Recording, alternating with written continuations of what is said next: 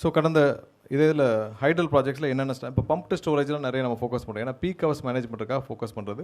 அதுவும் வந்து 2016-21 ஆண்டுகளில் ஆரம்பிக்கப்பட்டது. இந்த குந்தா ப்ராஜெக்ட்ஸும் அதே மாதிரி தான். ஸோ இதெல்லாம் திட்டமிடப்பட்டு எவ்வளோ அடிஷ்னல் ரெவன்யூ இப்போ தேவைப்படுது இப்போ இந்த 2 ப்ராஜெக்ட்டுக்கும்.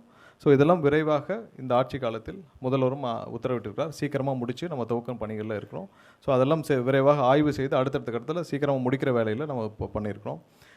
அடுத்தது போங்க.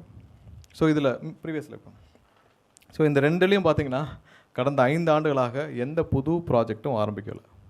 இப்போ இந்த மாதிரி ஏதாவது ப்ராஜெக்ட் ஏதாவது ஹைட்ரல் தெர்மல் ஏதாவது ஆரம்பிச்சிருக்காங்களா, இனிஷியேட் பண்ணியிருக்காங்களா? எதுவும் புதிதாக ஆரம்பிக்கப்படவில்லை. எதுவும் புது அனௌன்ஸ்மெண்ட்டும் பண்ணலை. எல்லாம் ஐடென்டிஃபைடோடு இருக்குது. பிஓ ரிலீஸ் பண்ணியிருக்கு. எந்த இதுவும் புதிதாக துவங்கப்படல. அடுத்தது போகலாம்.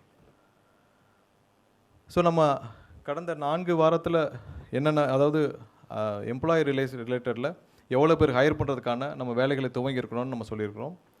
அதே நேரத்தில் நம்ம வந்து எவ்வளோ இன்ஃப்ராஸ்ட்ரக்சர், அதாவது எவ்வளோ சப்ஸ்டேஷன்ஸு புதிதாக துவங்க இருக்கிறோம். அதே நேரத்தில் எவ்வளோ டிரான்ஸ்ஃபார்மர் வாங்க இருக்கிறோம், எவ்வளோ புதிதாக எல்லா எக்யூப்மெண்ட்ஸில் வாங்க இருக்குது, அனைத்து திட்டமிடலும் செஞ்சு அதற்கான வேலைகள் துவங்கப்பட்டு விட்டுச்சு. அது இல்லாமல் நம்ம இங்கே ப்ராசஸ் ஓரியன்டாக எவ்வளோ சேஞ்சஸ் நம்ம பண்ணியிருக்கோம் நம்ம பார்க்குறோம். அதாவது நிறைய அவுட்டேஜஸ்ன்னு சொல்கிறாங்க, டெய்லி இவ்வளோ அவுட்டேஜஸ் போகுதுன்னு. ஸோ அந்த அவுட்டேஜஸ் மக்கள் அனைவரும் தெரிஞ்சுக்கொள்ள வேணும், எவ்வளோ அவுட்டேஜஸ் ஒவ்வொரு நாள் இருக்குன்னு சொல்லிட்டு. ஸோ அதற்காக கடந்த ஒரு வாரமாக டெய்லி டேஷ்போர்டு எவ்வளோ அவுட்டேஜஸ், அதாவது எந்தெந்த இடத்துல பவர் ஃபெயிலியர் ஆகுது, எவ்வளோ அவுட்டேஜஸ் நம்ம பப்ளிஷ் பண்ணிட்டு வரோம்.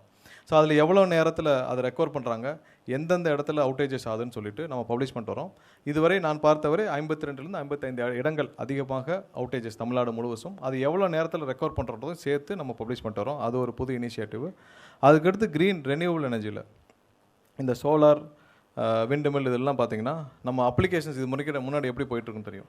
பார்ட்டி ஃபண்டுனப்போ ரொம்ப கோவம் வந்தது நிறைய பேருக்கு. ஸோ இந்த ரெனியூவபிள் எனர்ஜியில் இது வரைக்கும் அப்ளிகேஷன் கொடுத்த எல்லாருக்கும் நீங்கள் போய் கேட்டிங்கன்னா தெரியும் பார்ட்டி ஃபண்டுன்னு என்னென்னு அவங்க சொல்லுவாங்க. இப்போவும் பார்ட்டி ஃபண்டு கொடுத்துட்டு ஏதாவது கிடைக்காம இருந்துச்சுன்னா கண்டிப்பாக சொல்லலாம். அவர்களுக்கு தேவையான அந்த பார்ட்டி ஃபண்டு யார்கிட்ட கொடுத்தாங்களோ அதை வாங்கி நாங்கள் திரும்ப கொடுக்கறதுக்கும் தயாராக இருக்கிறோம். ஸோ அந்த பார்ட்டி ஃபண்டை கொடுத்துட்டு அதில் பெரிய சிக்கலில் இருந்த துறை வந்து அந்த க்ரீன் எனர்ஜியில் சோலாரில். ஸோ அதில் ஒரு மெகாவாட்டுக்கு இதுவரை ஒரு பெரிய அளவில் 20-25 லட்ச ரூபா வாங்கிட்டு தான் இது வரைக்கும் அப்ளிகேஷனே உள்ளே போயிருக்கு. அப்புறம் கமிஷனிங் அந்த இடம் உங்களுக்கு ஏறது வர்றது எல்லாமே சேர்த்து தான் அந்த க்ரீன் எனர்ஜியில் போயிட்டு இருந்துச்சு. ஸோ அதை டிரான்ஸ்பரண்ட்டாக ஆக்கும் முயற்சியாக நம்ம வந்து அதுக்கான ஒரு அப்ளிகேஷனை க்ரியேட் பண்ணியிருக்கோம். முதல் கட்டமாக நம்ம என்ன போகிறோம்னா பேட்டரி ஸ்டோர்டு போகிறோம். இனி வர்ற காலங்களில் முதல் கட்டமாக விரைவில் முதலுடைய ஒப்புதல் பேரில் இது லான்ச் செய்யப்படும். முதல் கட்டமாக பேட்டரி ஸ்டோர் தான் போகிறோம். ஏன்னா லோட் ஃப்ளோ ஸ்டடி இல்லாமல் இவர்கள் சரியாக திட்டமிடாமல் எல்லா இடத்துலையும் நிறைய கொடுத்து வச்சுருக்காங்க, சோலாருக்கும் விண்டுக்கும். ஸோ அதனால் நிறைய இடத்துல ஹை வோல்டேஜ் நிறையா இருக்குது. அது எவ்வளோ வருது, எவ்வளோ லோடு இருக்குது, எவ்வளோ இல்லைன்னே தெரியலை, ரியல் டைம் டேட்டாவே இல்லை. ஸோ அதற்கான முழு அளவில் லோட் ஃப்ளோ ஸ்டடி பண்ணும் பணிகள் கடந்த 3 வாரங்களாக நடந்துட்டு வருது. ஸோ அதை செய்யாமல் நம்ம வந்து புதிதாக அப்ளிகேஷன் துவங்க முடியாது. அதனால் பேட்டரி ஸ்டோர்டு மட்டும்தான் அடுத்த வர ஒரு சில நாட்களில் நம்ம அனைத்தும் முடிஞ்சு இப்போ அதுக்கான பாலிசி டிஃபைனிங் வந்து நம்ம ரெடி பண்ணிகிட்ருக்கோம்.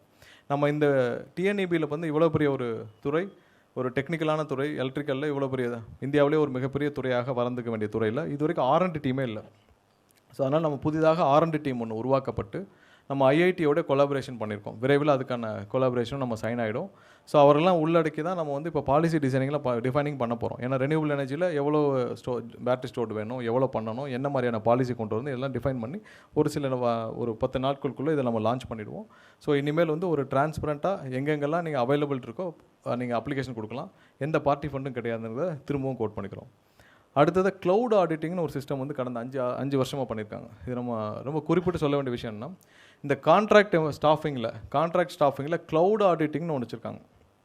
யாரெல்லாம் வந்து கான்ட்ராக்ட் ஸ்டாஃபிங் வச்சுருக்காங்களோ அவங்கெல்லாம் வந்து ஒரு வெளியில் ஒரு எக்ஸ்டர்னலாக ஒரு டீம் இருக்காங்க. அந்த டீம்கிட்ட போய் இவங்க போய் பில்ஸை சப்மிட் பண்ணிட்டா அவங்க சிக்னேச்சர் பண்ணால் தான் இங்கே பில்லே சேங்ஷன் ஆகுது.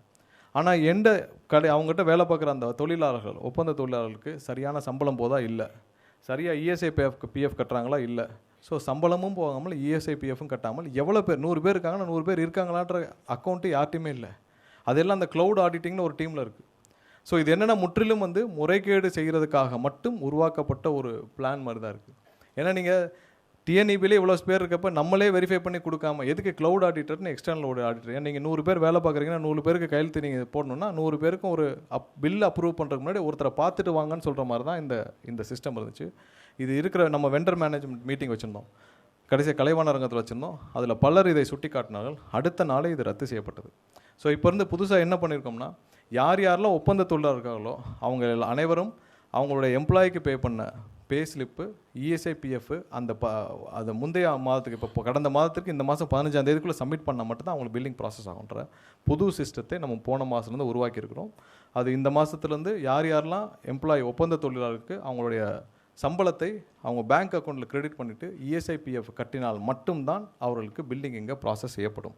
நான் நிறைய பேர் என்னை வந்து சந்திச்சாங்க, 6 மாதம் சம்பளம் வராமல் இருக்கிறாங்க. ஆனால் அவங்களுக்கு முறையாக டிஎன்ஏபிலேருந்து அந்த வெண்டருக்கு போயிருக்கு. பிளே ஸ்டோர் மற்றும் ஆப் ஸ்டோரில் இருந்து பாலிமர் செயலியை QR கோடு மூலம் பதிவிறக்கம் செய்யுங்கள்.